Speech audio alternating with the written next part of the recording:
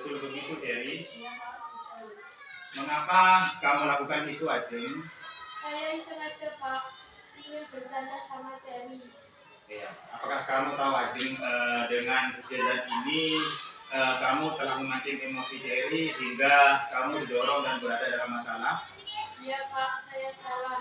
Niat saya hanya bercanda sama Cherry. Oh, ya. Baik, nah, di sini Pak Ishak ingin tahu dan mencari salah di antara kalian, tetapi juga ingin menyelesaikan secara bersama-sama masalah ini. Ajeng, kamu melakukan ini tentunya punya alasan ya. Apa alasannya kamu? Saya bahagia apabila melihat Cherry kesal. Ajeng, apa kamu tahu apa yang telah kamu lakukan itu menyakiti Cherry? Iya Pak, saya tahu. Ya, Ajeng, coba kamu ingat-ingat tentang keyakinan kelas dan keyakinan sekolah ini apa tidak? Ingat Pak, yaitu bersikap baik sama orang lain, menghargai sesama teman, dan saling menghormati teman Pak. Oh, jadi kamu mengingatkan dengan sangat baik, nak. Ya, apa yang kamu lakukan ini sudah menghargai dan saling menghormati sesama teman. Belum Pak. Ya, Ajeng, kamu ingin menjadi anak yang seperti apa ya? Saya ingin menjadi orang yang baik, menghormati dan menghargai teman Pak. Ya, jadi baik, nak. Sekarang apa yang kamu lakukan untuk menyelesaikan masalah ini? Saya akan meminta maaf kepada Cherry dan berjanji untuk tidak mengulangi lagi. Ya, bagus sekali, Ajeng. Tapi jika nanti kamu ulangi, bagaimana? Saya bersedia menerima sanksi yang Bapak berikan. Baik, Ajeng, sekarang kamu bermaafkan kepada Cherry. Terima kasih Pak Iska telah menyadarkan dan membimbing saya untuk menjadi anak yang membawa baik dan menghormati orang lain. Ya, sama-sama.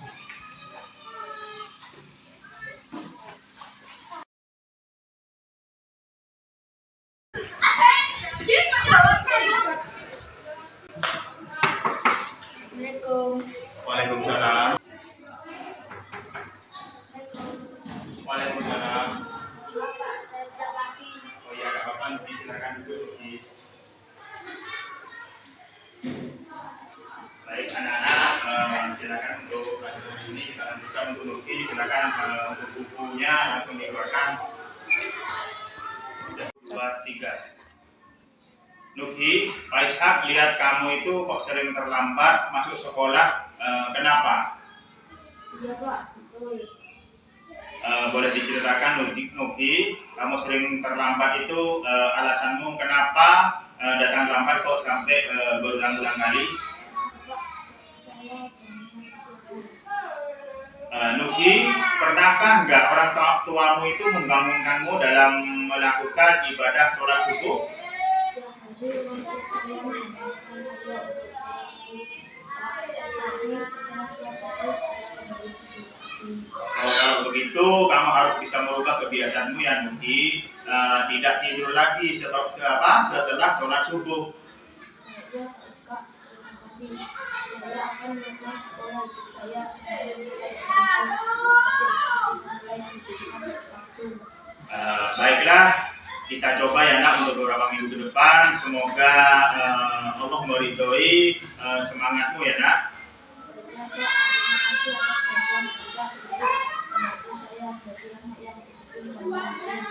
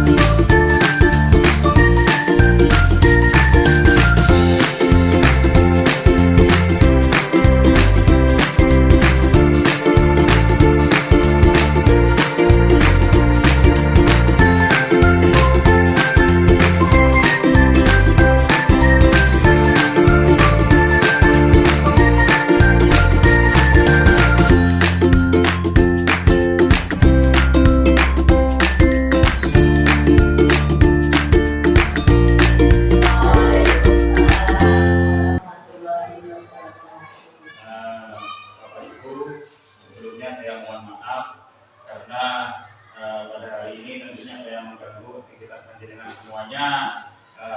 Tentunya di sini saya depan di sini juga mohon maaf, bukan maksud saya itu menggurui panjenengan semua, tetapi ini memang tugas saya sebagai guru penggerak pendidikan guru penggerak angkatan 10. Baik Bapak Ibu, selanjutnya di sini saya akan memaparkan diseminasi budaya positif. Budaya positif itu merupakan nilai-nilai, keyakinan dan kebiasaan-kebiasaan di sekolah yang berpihak pada murid agar murid dapat berkembang menjadi pribadi yang kritis, penuh hormat dan bertanggung jawab. Jadi Bapak Ibu, budaya positif itu adalah kebiasaan yang berpihak kepada murid. Jadi nantinya kita itu sebagai guru, kita itu menginginkan nanti anak itu pengennya seperti apa. Jadi kita itu tidak boleh memaksakan kehendak anak. Jadi kita membebaskan anak untuk untuk pelajaran yang selanjutnya. Selanjutnya konsep budaya positif. Konsep budaya positif ini terdiri yang pertama adalah perubahan paradigma belajar. Selanjutnya disiplin positif. Yang ketiga di sini ada nilai-nilai kebajikan. Selanjutnya ada kebutuhan dasar manusia.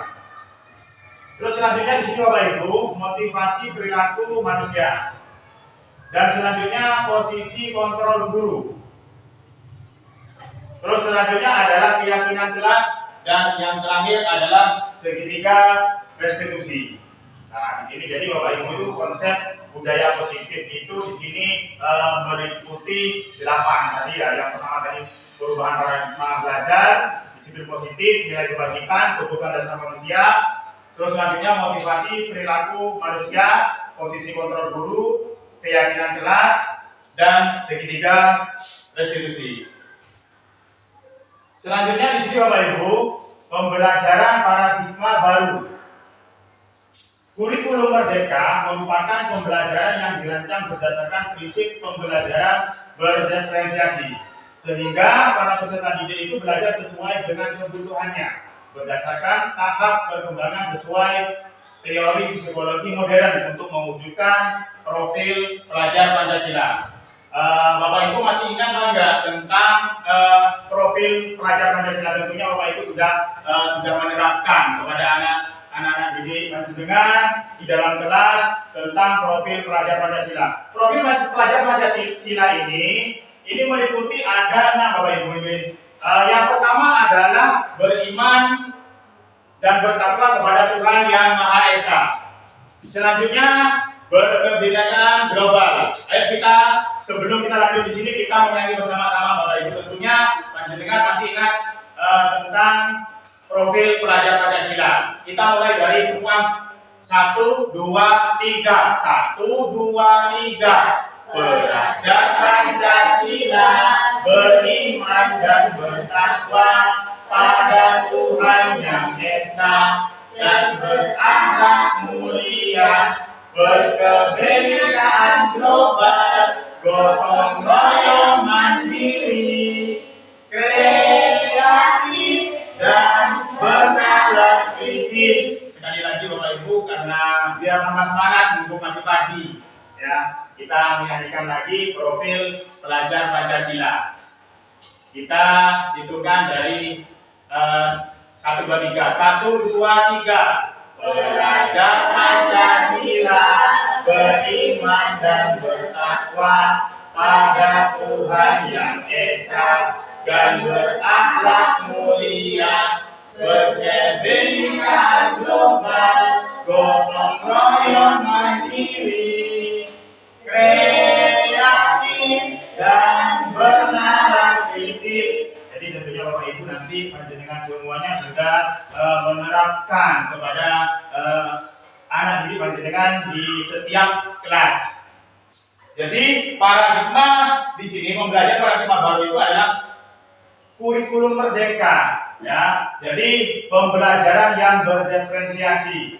Jadi kita itu sebagai guru, sebagai tenaga pendidik, tentunya kita itu harus menyesuaikan peserta didik itu belajar sesuai dengan kebutuhannya berdasarkan tahap perkembangan sesuai teori fisiologi modern untuk mewujudkan yang namanya profil pelajar Pancasila. Selanjutnya di sini Bapak Ibu adalah disiplin positif.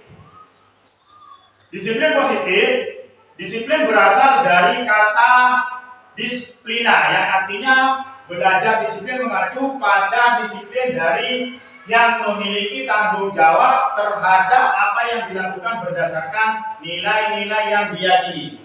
Nah, itu yang pertama. Yang kedua, disiplin positif itu merupakan salah satu cara penerapan disiplin yang bertujuan untuk menumbuhkan kesadaran serta memperdayakan peserta didik tanpa imbalan, penghargaan atau reward, ancaman, dan hukuman. Jadi, gini Bapak Ibu, panjenengan semuanya kalau di kelas, meskipun siswa panjenengan di kelas itu mempunyai kesalahan, kita juga tidak boleh menghukum, kita bisa dikasih saran. Oke? Nanti yang biasanya ngasih hukuman, contohnya kayak Pak Ali yang kasih hukuman dicubit atau bahkan itu tidak boleh Bapak Ibu, tidak boleh dilakukan. Oke. Selanjutnya yang ketiga.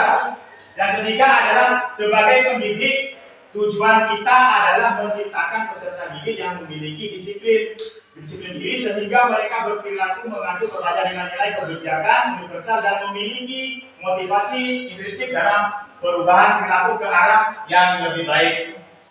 Jadi di sini disiplin positif, di sini Bapak Ibu tentunya manfaatnya banyak sekali Bapak Ibu untuk diterapkan kepada putra-putri panjenengan di dalam kelas. Nah, selanjutnya di sini adalah nilai-nilai kebajikan. Nilai-nilai kebajikan di sini yang pertama adalah profil pelajar Pancasila. Jadi di sini yang profil pelajar Pancasila itu adalah beriman dan bertakwa kepada Tuhan Yang Maha Esa dan berakhlak mulia, kebinekaan global, bergotong royong, mandiri, kreatif, dan bernalar kritis. Nah, itu yang pertama Bapak Ibu. Selanjutnya yang kedua adalah program PYP. Apa program PYP itu? Adalah toleransi, rasa hormat, integritas, mandiri, menghargai, antusias, empati, keingintahuan, kreativitas, kerjasama, percaya diri, dan komitmen. Selanjutnya adalah yang ketiga adalah keterampilan hidup. Nah, keterampilan hidup di sini itu dapat dipercaya lurus hati pendengar yang aktif, tidak merendahkan orang lain dan memberikan yang terbaik dari diri. Nah, Bapak Ibu kok lemas ya? Nah, coba kita semuanya berdiri dulu. Ya, semuanya berdiri dulu. Semua berdiri dulu, Bapak Ibu. Berdiri, ya. Nah, biar tidak ngantuk Bapak Ibu karena ini sudah siang ya. Sebenarnya panjenengan semuanya waktunya pulang. Mohon maaf ini sudah mengganggu panjenengan semuanya. Ya, kita biar urat-urat kita ini biar seger kembali ya. Masa punya saya mempunyai biar tidak ngantuk. Ya. Yang pertama ini apa? Kepala, pundak, lutut, kaki. Ya, jadi semuanya kepala, pundak, lutut, kaki, lutut, kepala. Jadi terserah Maisa. Nanti Anda fokus, tak suruh masuk ke depan. Ya, jadi nanti, ya kita ulang lagi ya Bapak Ibu ya. Kepala, fokus ya. Kepala, pundak, lutut, kaki, lutut, kepala. Pundak, lutut, kaki, lutut, lutut, kepala, pundak, lutut, kaki. Ya, pulang lagi masih semuanya. Selanjutnya Bapak Ibu, selanjutnya adalah kebutuhan dasar manusia. Kebutuhan dasar manusia itu adalah segala sesuatu yang kita lakukan untuk mendapatkan apa yang kita inginkan. Jadi seluruh tindakan yang kita lakukan itu memiliki tujuan tertentu dan semua usaha terbaik yang kita lakukan adalah dalam rangka agar kebutuhan dasar kita itu terpenuhi dengan baik. Ya. Jadi di sini itu nanti panjenengan setiap kita menyampaikan kepada murid, kita itu tidak boleh memaksakan. Misalnya panjenengan mengajar matematika, nanti anak-anak itu disesuaikan. Jadi dia pengennya apa di dalam kelas? Misalnya di dalam kelas dia senangnya belajar. Nah, di apa sih sedang menulis. Yang senang di luar bagaimana? Bisa diajak ke lapangan. Jadi kita itu di dalam budaya positif ini panjenengan itu mengikuti kehendak anak. Ya, anak itu pengennya bagaimana? Selanjutnya Bapak Ibu, 5 kebutuhan dasar manusia. Nah ini, jadi tentunya panjenengan ini semuanya kebutuhan manusia ini semuanya pengen. Saya tanya sama Pak Andre, dari yang pertama 1, 2, 3, 4 kelihatan Pak Andre? Iya, Kelihatan ya Pak Andre ya. Nah Pak Andre dari 5 ini Pak Andre itu senang yang mana? Itu yang paling sebelah selatan. Apa? Kesenangan. Kesenangan. Ya, kesenangan Pak Andre. Ya, Pak Andre itu adalah seseorang yang dalam hidupnya intinya berarti pengen senang gitu aja ya Pak Andre. Ya. Berarti kalau Bu Dati pengennya apa? Oh kesenangan. Oh iya, iya. Kesenangan ya. Kalau Pak Ari? Oh bertahan hidup. Jadi kita itu bertahan hidup semua. Kita bisa senang kalau kita bertahan hidup. Bisa juga masuk. Coba Bu Ajeng apa? Bu Ajeng apa? Minta apa? Yang mana? Pilih yang mana Bu Ajeng ini? Yang mana? Ada bertahan hidup, kasih sayang, kesenangan. Iya bagus sama dengan Pak Andre tadi dan Pak Ari. Kalau Bu Anis? Oh kalau saya itu pengen dikasih sayang dan rasa. Oh iya, Bu Anis itu pengen dikasih sayang dan rasa diterima. Ya. Selanjutnya Bu Indah ini apa? Dari kelima kebutuhan dasar manusia ini? Kasih sayang dan rasa diterima. Oh iya, kasih sayang dan rasa diterima. Gak ada yang tanya Pak Ishak? Gak ada yang tanya Pak Ishak? Saya tanya kalau saya sendiri. Oh, Pak Ishak sendiri. Kalau Pak Ishak di sini dari 5 ini tentunya pengen bebas. Kebebasan. Kita itu di rumah ya dong. Kita itu apa namanya senang, tetapi tidak bebas loh, nggak enak Bapak. Contohnya di rumah, kalau bebas itu di rumah, bebas itu tidak ngomel. Karena itu namanya bebas sama ibu ini. Jadi kita bahas yang pertama dulu, bertahan hidup. Bertahan hidup itu tentunya di sini adalah kita membutuhkan yang namanya makanan, pakaian, tempat tinggal, keamanan dan kesehatan. Nah, itu. Selanjutnya adalah rasa diterima. Kalau bagi saya, rasa diterima dipedulikan, berbagi, kerjasama, menjadi bagian dalam kelompok. Harga diri, keinginan untuk dianggap pemimpin, berprestasi, diakui dan didengar. Selanjutnya adalah yang kebebasan. Mandiri, memiliki pilihan mencoba hal baru, mampu mengendalikan arah dirinya. Selanjutnya bermain humor, antusias dan tertawa. Jadi di sini Bapak Ibu sudah sudah mengungkapkan rasa pengennya bagaimana dalam hidup ini. Tadi ada yang senang, ada yang bebas, ada yang pengen disayangi terus sama ya keluarganya. Sekarang kita lanjutkan. Motivasi perilaku manusia. Motivasi perilaku manusia ini terdiri dari tiga poin ya di sini ya. Yang pertama adalah untuk menghindari hukuman atau ketidaknyamanan. Selanjutnya untuk mendapatkan imbalan penghargaan dari orang lain. Terus yang ketiga untuk menjadi orang yang mereka inginkan dan menghargai diri sendiri dengan nilai-nilai yang mereka percayai. Jadi di sini motivasi perilaku manusia. Nah, jadi kita itu Bapak Ibu, kalau kita diterapkan di sekolah itu tentunya Bapak Ibu kita akan mendapatkan hal-hal yang positif. Tentu kalau anak-anak kita ketika datang telat sekolah terlambat 5 menit atau 2 menit, Bapak Ibu tidak dikasih saran.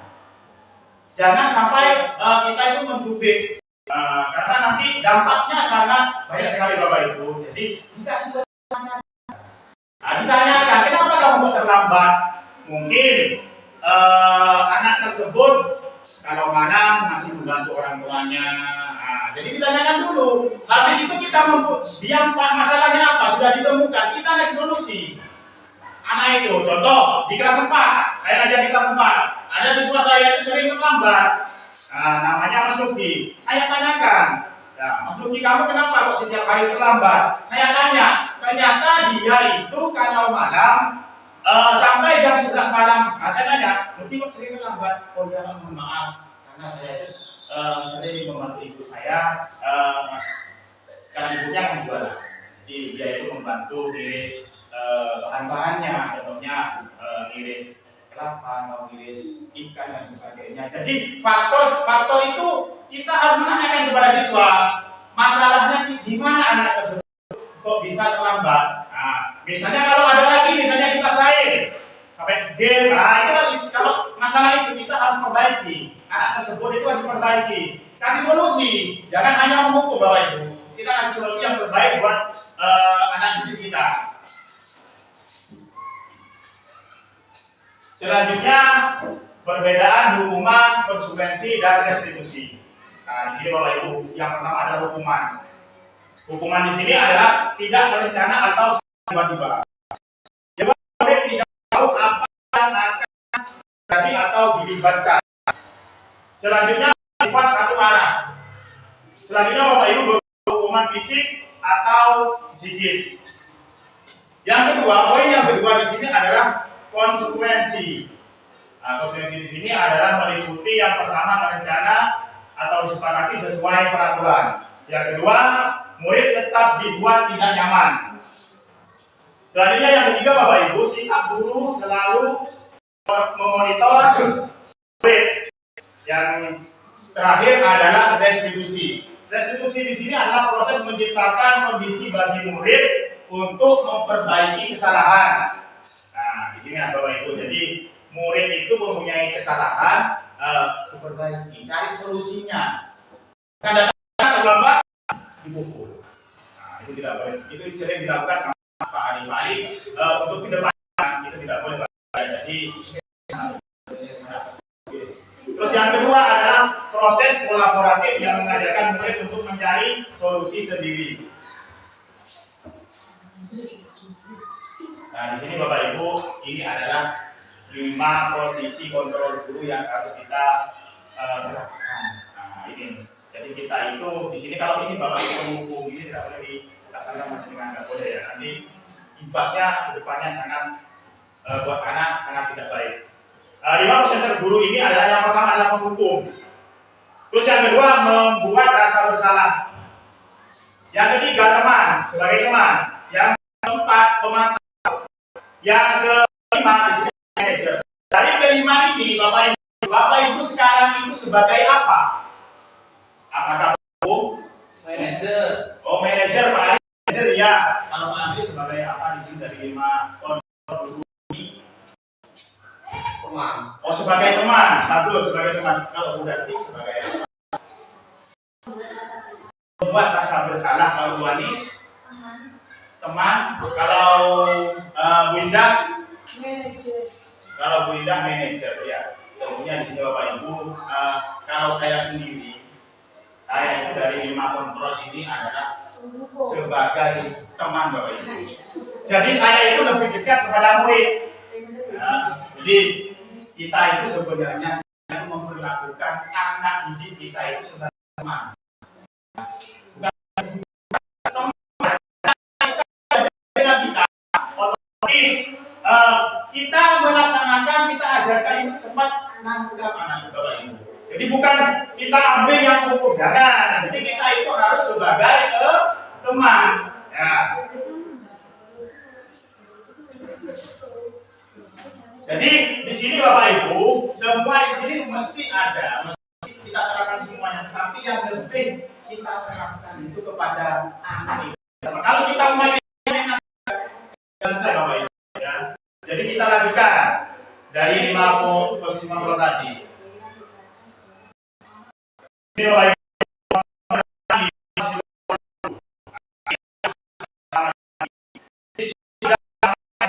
Saat upacara bendera. Nah, ini hukumannya. Ada anak teman kepada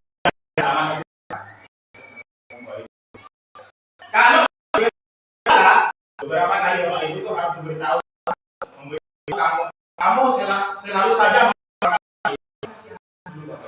langsung kasih kasus seperti ini tidak boleh dilaksanakan Bapak Ibu. Jadi kita itu setiap hari kita katakan kepada anak didik kita itu tentunya kita harus sebagai teman dalam sekolah. Bapak Ibu kalau hanya mempunyai kali di lain waktu nanti kita itu dikasih masukan solusi gimana yang terbaik. Mungkin dia di rumah banyak sekali tugasnya membantu orang tua dan sebagainya. Habis itu tanyakan Bapak Ibu, so kita kasih solusi. Karena setiap anak didik kita itu memiliki komitmen, memiliki tanggung jawab yang berbeda-beda. Ada yang di rumah, misalnya dalam sekolah belajar dia pulang belajar ngaji dan sebagainya, dia tidak mungkin. Tapi Bapak Ibu tentunya murid kita itu faktor dari ekonomi itu tidak mungkin sama Bapak Ibu. Ada yang menengah, ada yang menengah ke bawah Bapak Ibu. Tentunya kita itu harus mempunyai rasa kasih sayang kepada siswa kita sendiri. Baik Bapak Ibu, sekarang kita lanjutkan contoh penerapan 5 posisi kontrol guru. Nih, kasus siswa tidak memakai atribut lengkap saat upacara bendera. Nah, ini kalau kita sebagai teman, bagaimana Bapak Ibu? Ayo dong ikuti aturan sekolah. Tolong bantu Bapak Ibu ya. Jangan diulangi lagi. Sebagai teman Bapak Ibu. Ya. Kalau sebagai teman kamu tahu konsumsinya. Setelah upacara kamu diulangi lagi. Nah, ini adalah Bapak Ibu yang harus panjenengan terapkan ya. Harus panjenengan kepada anak didik kita. Jadi kita itu paling tidak memantau, malah tambah lebih bagus lagi kita sebagai teman Bapak Ibu. Jadi caranya bagaimana Pak? Nah ini, ayo dong ikuti aturan sekolah. Nah, itu biasanya yang setiap hari laksanakan kepada murid Islam. Lambat, bukan Islam ini dengan baik sendiri bukan ya. Memang setiap hari banyak seperti itu. Ayo dong ikuti aturan sekolah. Nah, terus tolong bantu Bapak Ibu ya sekali ini saja. Nah, besok jangan diulangi lagi. Kalau kita sebagai pemantau, kamu sudah melanggar. Nah ini biasanya dilaksanakan oleh Bapak Andre sebagai pemantau Pak Andre ini ya. Saya lihat setiap hari nanti kalau ada siswa yang telat, mesti Pak Andre ini saya lihat di posisi kontrol tadi Pak Andre sudah memakai pemantau ya, memakai posisi kontrol yang sebagai pemantau. Jadi kalau pemantau adalah kamu sudah melanggar aturan sekolah, kamu tahu konsekuensinya. Setelah upacara kamu beli atribut. Jadi Bapak Ibu menyuruh anak membeli, jadi jangan langsung kasih hukuman dan jangan diulangi kembali. Selanjutnya di sini adalah Bapak Ibu contoh penerapan 5 posisi kontrol guru. Nah, kasus selanjutnya adalah siswa tidak memakai atribut lengkap saat acara bendera. Nah ini kalau sudah Bapak Ibu, apakah kamu tahu kesalahanmu? Nah, kira bagaimana memperbaiki kesalahanmu? Nah ini jawaban tadi. Jadi kesalahannya di mana, kita kasih solusinya, cara memperbaikannya bagaimana. Nah ini adalah 5 posisi kontrol sebagai manajer. Selanjutnya Bapak Ibu, posisi kontrol, apakah aku Bapak Ibu kecewa sekali dengan kamu? Nah ini adalah membuat jawaban yang membuat rasa bersalah. Kalau Bapak Ibu membuat rasa bersalah di sini, menurut panjenengan jawabannya apa ya? Kalau kita sebagai pendidik yang baik, kalau membuat rasa bersalah jawabannya apa? Oh iya, betul. Berarti Bu Ida sudah fokus Pak Isan menerangkan. Lanjut. Posisi kontrol, apakah kamu tidak ada ya. Selanjutnya sebagai penghukum adalah posisi kontrol aku. Apa rencanamu untuk menyelesaikan masalah ini? Nah, jawabannya adalah manajer. Adalah posisi kontrol. Apakah aku? Ayo lakukan beberapa ibu. Kalau posisi kontrol sebagai manajer apa pendukung apa? Ayolah lakukan demi bapak ibu. Sebagai teman, coba kita cek. Iya, Winda. Sebagai teman kita coba lagi di sini. Posisi apakah aku bapak ibu kecewa sekali dengan kamu soalnya? Kalau soal seperti ini termasuk posisi kontrol yang mana? Bu Dati, ini termasuk posisi kontrol yang mana? Aku sebagai manajer atau sebagai pembuat rasa bersalah? Kita cek bapak dia. Oh iya, aku tangan untuk Bu Dati ya. Selanjutnya soal selanjutnya. Posisi kontrol apakah aku? Kamu tidak pernah benar melakukannya, Bu Andis. Kalau menurut jenengan, ini posisi kontrol sebagai apa? Hukum. Nah, jadi kamu tidak pernah benar melakukannya. Ya memang Bu Andis itu kesehariannya di sekolah memang galak sekali. Iya, bagus. Selanjutnya Bapak Ibu posisi kontrol sebagai aku. Apakah aku? Pak Ari, apa rencanamu untuk menyelesaikan masalah ini?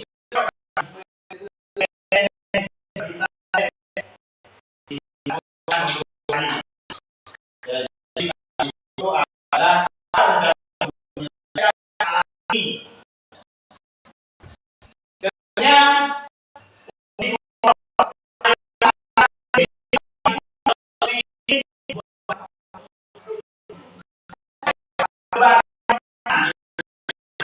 Iya, posisi kontrol apakah aku di sini ya? Kamu tidak pernah mendapatkan nilai-nilai jika tidak mengerjakan tugas. Winda apa? Pemantau. Kita cek. Iya, Winda. Jadi di sini soalnya tidak pernah mendapatkan nilai-nilai jika tidak mengerjakan tugas-tugas. Nah, ini adalah sebagai pemantau. Selanjutnya adalah mengapa keyakinan kelas itu mengapa tidak peraturan kelas. Nah, di sini adalah Bapak Ibu ada keyakinan dan ada peraturan kelas. Selanjutnya adalah pembentukan keyakinan kelas. Jadi pembentukan keyakinan kelas itu adalah bersifat abstrak berupa pertanyaan universal. Selanjutnya dibuat dalam pertanyaan positif. Selanjutnya adalah sedikit saja agar mudah diingat. Selanjutnya sesuai kondisi kelas dan sekolah sehingga mudah diterapkan. Yang terakhir dilibatkan saat membuat keyakinan kelas atau sekolah. Selanjutnya Bapak di sini adalah segitiga restitusi. Segitiga restitusi di sini suatu proses dialog yang dijalankan oleh mandiri dan bertanggung jawab. Validasi tindakan yang salah. Yang selanjutnya adalah menstabilitas identitas. Dan selanjutnya adalah menanyakan keyakinan. Ini adalah segitiga restitusi. Di sini adalah menstabilkan identitas Bapak Ibu. Jadi berdasarkan prinsip pembuatan kesalahan adalah bagian dari proses pembelajaran. Nah, jadi di sini yang membuat rasa kesalahan adalah bagian dari proses pembelajaran. Di sini adalah mempunyai beberapa poin Bapak Ibu. Yang pertama adalah berbuat salah itu wajar. Yang kedua, tidak ada manusia yang sempurna. Selanjutnya kamu berhak merasa begitu. Selanjutnya Bapak Ibu tidak mau mencari siapa yang salah, tetapi Bapak Ibu ingin mencari solusi dari permasalahan ini. Ini adalah menstabilkan identitas. Selanjutnya Bapak Ibu, validasi tindakan yang salah. Berdasarkan prinsip setiap perilaku berupaya memenuhi kebutuhan tertentu. Nah, di sini adalah validasi tindakan yang salah. Di sini adalah kamu pasti punya alasan mengapa melakukannya. Selanjutnya adalah padahal kamu bisa melakukannya yang lebih buruk dari ini ya. Kamu takut karena telah melindungi sesuatu yang penting buatmu. Yang ketiga, menanyakan keyakinan. Berdasarkan prinsip teori kontrol bahwa pada dasarnya kita itu bermotivasi secara intrinsik. Nah, ini soalnya Bapak Ibu. Apa keyakinan kelas kita? Jadi menanyakan keyakinan. Yang kedua adalah nilai-nilai apa yang telah disepakati bersama. Seperti apa gambaran kelas yang menurutmu? Selanjutnya adalah apa yang bisa agar mengulangi masalah yang sama. Ini adalah menanyakan yang namanya keyakinan.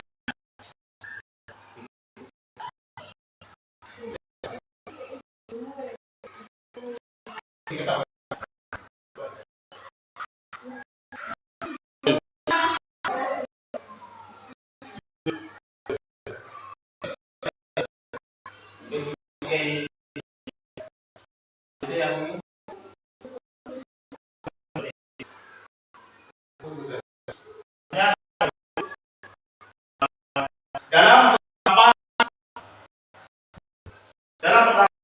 positifnya standar kepribadian profesional dan sosial yang baik, di mana guru mereaksi dirinya dalam posisi kontrol saat ini. Bagaimana perjalanan dirinya menjadi among atau manajer untuk murid-muridnya menjadi insan yang mandiri, merdeka dan bertanggung jawab sesuai dengan nasional pendidikan.